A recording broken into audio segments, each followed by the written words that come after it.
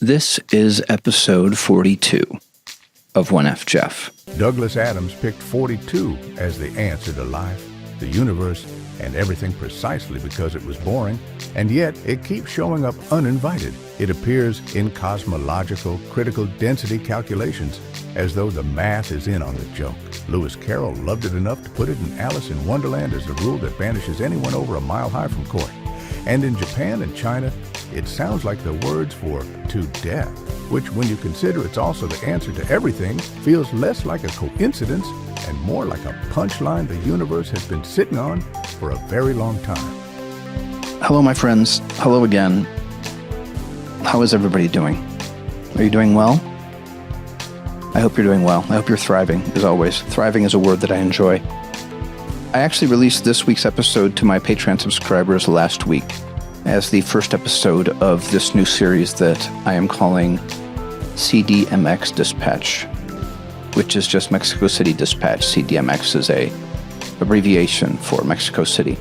I was going to just make it a series for my Patreon subscribers, but I made all new cover art and came up with a title for the series, so I feel like I should release them to the public. So what I'm going to do is I'm going to release them to the Patreon subscribers a week early, and then the public will be getting them the week after. So that's what this week's episode is going to be. It's going to be a very short glimpse into my experience of life here in Mexico City, my first couple weeks here, the weird things, the different things, the confusing things, all the things. And I plan to release one of these every week. To my Patreon subscribers who've already listened to this episode, I apologize, but you are getting a new intro, so that's exciting. Maybe. Anyway, the point being is, if you would like to hear these new CDMX Dispatch episodes the week that they are happening, in real time, if you will, go to patreon.com/onefjef and sign up for as little as $5 a month. I would really appreciate it. I am trying to add new and exciting content to that Patreon subscription to make it more appealing to people, because I haven't gotten a new subscriber for quite some time, and I would really like to get some new subscribers. So please do go to patreon.com/onefjef and sign up. I would tell you what happened today in my life, but that would be going in this week's episode of CDMX Dispatch, so I can't do that. I'm confusing myself, and that's not good. As always, and forever, thank you for listening. Thank you for being here. Here is episode 1 of CDMX Dispatch from last week. I am in Mexico City. It rained today. It was like a thunderstorm. It was amazing. Mexico City does good thunderstorms. I'm going to learn that, or I did learn that today, and I'm here for it. I love a good thunderstorm. I'm sure that during the rainy season I will get tired of the rain, but for now, it was pretty sweet to hear the thunder. I think it's thundery because maybe it echoes off the mountains, because we're kind of surrounded by mountains here. Anyway, that was pretty cool. What else? Yeah, I mean, I suppose I'm settling in. I still need to fill my refrigerator with more things. Eating is still kind of a struggle, as it is in foreign countries when you don't speak the language and don't really know where to go and so forth and so on. I'm getting better at it, but I need to find some cheap taco stands nearby my place. Listen to that. Mexico City, kick-ass cars outside. But yeah, I mean, I have butter now, so that's exciting, but I don't have a spatula, so I have to get a spatula tomorrow. It's the small things that this place doesn't have. I still love the apartment, but there's just like random things that you're like, well, why do we have 5 pans and no spatula? It's fine. I learned about garbage and how garbage is handled here in Mexico City. You know, in the United States, generally speaking, you have like 1 day a week or 2 days a week when the garbage people come and take your garbage cans away. You put the garbage cans out, they take them away, etc., etc. In New York City, this causes a lot of rats because people just put their garbage outside and it sits outside and the rats come. And honestly, there is a lot of garbage everywhere in New York City. And I hadn't even noticed it in all the times I've been here in Mexico City. And I'm sure maybe it's different in some of the other neighborhoods because I am in, somewhat bougie neighborhoods. But there's no garbage and the streets are very clean. And I think it's in part because, I'll often see people taking care of their particular area of the block, like storekeepers and so forth, which I find very charming and wonderful. But also because of the way the garbage is collected, you'll hear these trucks go by ringing a bell. Sometimes once a day, sometimes twice a day, however often, I don't know. I haven't been here long enough to know how often they come by, but I have heard them. And when you hear the bell of the garbage people, you take your garbage out, and then you give the garbage people, 5 or 10 pesos, 25, 50 cents, whatever. And they take your garbage away. And so there's no garbage sitting on the street corner waiting to be picked up because the garbage men take it away immediately. And so you don't see as many rats. I mean, you see some rats, of course, but not nearly as many. So that's interesting. It's always interesting, these things that are different from country to country. And there's so many strange things like that, like all the different, I think there are holdovers from older times, but there's a guy who rides a bike around and he plays this whistle and he is the knife sharpener. And you just know that that whistle sound is the knife sharpener guy. And he's got like a knife sharpening thing on the back of his bike. So you just go out there, bring your knives, and he sharpens your knives for you. There's the Camote man, the guy with the sweet potatoes, all sorts of different things that seem like holdovers to an older time, but also feel charming in today's Mexico City. To me, anyway. In my first or second week here, eventually these noises are going to start to get on my nerves at some point, but for now, I'm finding them charming, and I'm leaning into that. The weather here, it really has been stellar. It's basically between 70 and 80 degrees every day. At night, it goes down to maybe 60, 65. Mostly sunny, usually. Sometimes some clouds, getting to get rain today. And there's just green everywhere. I just love it. I went to this strange poker game on Friday that I'll tell you about. But there was a guy there from New Orleans, a professor who was an artist who was here researching some specific indigenous fabrics of some sort.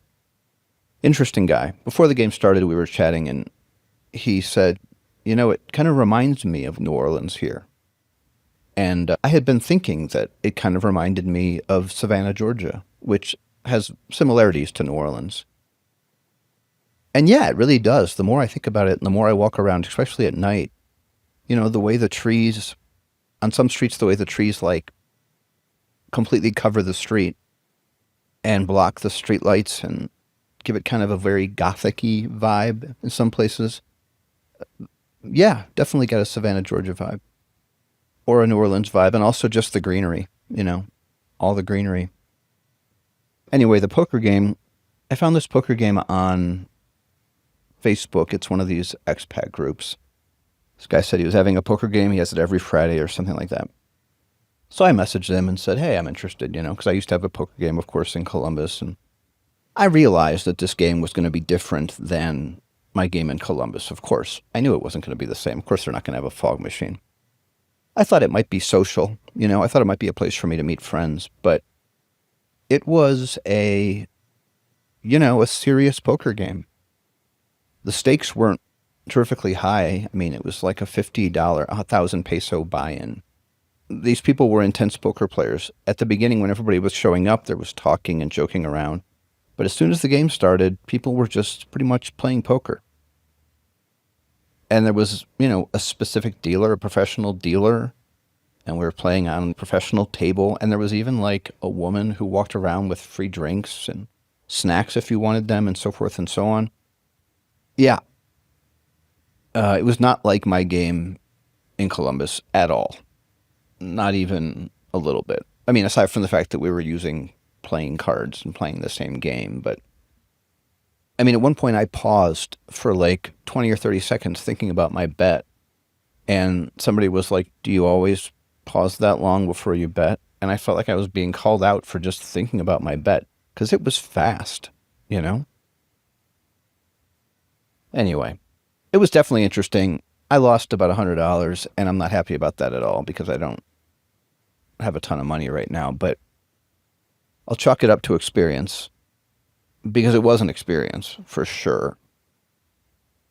And I wanted to get the new guy from New Orleans, the professor, artist guy. I wanted to get his number before he left, but he lost all of his money twice because he bought in again. He lost all his money twice and then left without much fanfare. So the big winner was this French guy at the end of the table who had he must have had 10,000, 20,000 pesos in front of him. Yeah, he was doing well. I was up for a while, but then I made some terrible bets. And at a certain point, I just wanted to leave. And I thought about just cashing out with the chips that I had left, but nobody was doing that. And I didn't want to break protocol. So I thought, all right, well, I'll just call this a wash and then I'll go all in on a game that maybe I might not win on. And I did, and I lost, and I left because I was tired. I wanted to go home. But, it was an experience. It was. I think I'm going to start going to pickleball, community pickleball games here. There's like there's a bunch of groups of people who play pickleball like every single day at a court right near me. So I might start checking that out. And I think the yoga mat I ordered arrived at the place that I have to go pick it up at. So I'll probably go there tomorrow and pick that up and start going to yoga. And that'll feel good because I think my body's starting to acclimate. Last night before I went to bed, I was asking, AI about the effects of the body and how you adjust to living at 7,500 feet or so, whatever it is here. You start producing more red blood cells to adjust to this. And I was like, well, how does that affect the body, producing more red blood cells? And it apparently makes the blood thicker because you're producing more red blood cells. And so clotting, I guess, is more of an issue, but not a big one. But really not a lot of bad. I always thought that there'd be a trade-off. Your body's producing more red blood cells, so it's producing less of something else. But apparently that's not the case. It's just adjusting to the altitude. And it also checks out because I have been sleeping pretty well, not great, but my appetite has been low and my energy has been weird. It's getting better, but apparently it takes 2 to 4 weeks, 5 weeks to really adjust. So yeah, but it is a thing for sure because it's like 1.5 miles up, that's a hike. That's a hike. And I did get one air purifier from Amazon, but I'm not happy with it, so I am returning it and getting a better one. I don't know if it'll make much of a difference. It's an Amazon basic air purifier, and I don't know. I don't know why I don't trust it to be purifying the air well, but I don't. So I'm returning it and getting a better one because I feel like air quality in my apartment is one of the more important things for my life here, to be good and comfortable and all those things. I have been reading the news to my chagrin, and I'm really thinking about not doing that anymore. When I was here a year ago, I kind of did that. Because it was a different time because it was like right after he'd gotten inaugurated again. But I feel like I look at the New York Times and it's kind of the same version of the same story like every day now. And I don't mean to trivialize it in that way, but it kind of does, right? It seems like just, war continues, more people dying, bombs, et cetera, et cetera. And again, it's not affecting me. I mean, gas prices, okay, airline tickets are more expensive, but I did reach out to my friend from New York. I had a friend in New York that I met at Sundance, Saba, who is Iranian, and her family's from Tehran. And I just reached out to her to find out if she was all right. And she got back to me and said she is in Copenhagen, but her family is all still in Tehran. And I don't know, that's got to be hard. I mean, I would want to get my family out of there because, I don't know, it feels like nuclear weapons are not out of the picture here.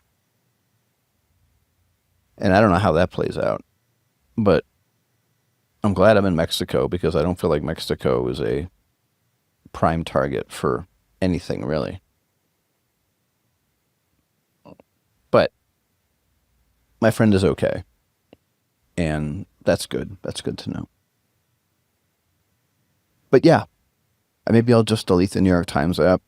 Maybe I'll delete all the news apps and just stop paying attention to that shit because it does take up brain space and I don't need that. What good does it do me to know what's going on, what horrible things are going on in the world now? I mean, of course, it's disaster porn. It's, catastrophe porn, whatever it is.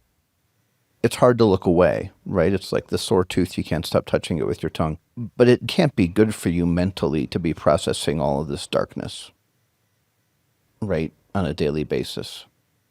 And I don't really get anxious about it. Or angry, really. Occasionally. But I do understand that anger and anxiety, it doesn't do any good. It doesn't change anything. It doesn't fix anything. It just affects my mental health. And I just don't need that. I want to use that brain space for something else. I want to make music or make more podcasts or whatever it is. Look for a fucking job. All these things that this toxic news is distracting me from. And even then, I still won't know if it's true. I mean, I do know the mainstream media is full of shit for the most part. I mean, of course, they're right on some things, but the fact that there's some rah-rahing going on these mainstream media channels, like pro-war stuff, no, absolutely not. Absolutely not. Although I suppose you have to toe the party line, and the party is the United States. So, and you got to make the dear leader happy. So I guess you have to rah-rah the war somewhat, just so you can appease the dear leader and not lose your license or get whatever. It's such a fucking cloud of darkness over this world right now. And I don't want to sit in that cloud of darkness. I want to sit outside of that cloud of darkness because you don't have to sit in that cloud of darkness. You can choose to sit outside of it. And I guess it's probably harder in the United States to sit outside of it because it's kind of all around you there. But I'm in Mexico City and it's very easy for me to just sit outside of that cloud. All I got to do is stop opening the damn New York Times app or whatever it is.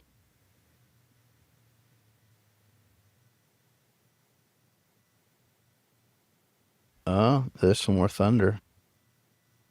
I think we're going to get another storm here. I hope it's a quick one. I got to go for a walk. And I do realize that a lot of people are being affected directly by what's going on in the world.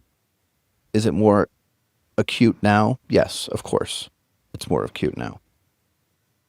But that doesn't mean that you paying attention is going to make it better at all, right? It's just going to make it worse. Well, no, it's not going to make it worse. It's just going to make you worse. It's going to give you anxiety. Probably it's going to give you anger, whatever it is. Fear, all the emotions that I think this government wants you to have, frankly. I mean, I think it's them winning, And then people would say, so you just want to give up? You just want to throw your hands up in the air and say, whatever's going to happen is going to happen? What do you suggest? Name something that you would do, that you would suggest that I do, that's actually going to make a difference in what's going on right now. I'll wait. No? Call your congressperson, please. Give me a break. If it makes you feel better, great. But I guarantee that the congressperson is not changing his votes based on the number of phone calls he's getting about a particular issue. The fix is in, my friends. The fix has been in for years. Our government has been captured by money. And I don't think that there's anything that you or I or anyone can really do about it. Yeah, I realize that there's shining lights of sorts out there, your James Tallaricos, your Bernie Sanderses, and so forth. But these people are few and far between. Most of the politicians have been completely captured by money, or at least partially captured. And when money controls the system, we don't live in a democracy. We haven't lived in a democracy for years, though, because money's been controlling the system for probably as long as I've been alive. To different degrees, to increasing degrees as I've gotten older. Whereas now it's completely controlled outwardly, openly. The bribery is now just like part of the thing. Yeah. Things are as bad as they have been, I think, in my lifetime. For sure. This is, in a way, the inevitable outcome of the last 50 years of neoliberalism. When you put a dollar sign on everything, then, of course, the government's going to become corrupted by money. Anyway, I wish I had answers, but I don't. The only answers I have are to do something in your community that'll make you feel better and help the community around you. That'll have a direct impact on the world that you exist in. Because trying to affect the global politics, national politics, all of that, I just don't think that there is a way to do that is going to be effective. But if you disagree, I'm happy to hear your rebuttal, your solution. Shoot me an email at onefjefpod@gmail.com or leave a comment on this post in the Patreon. I'd love to have a dialogue.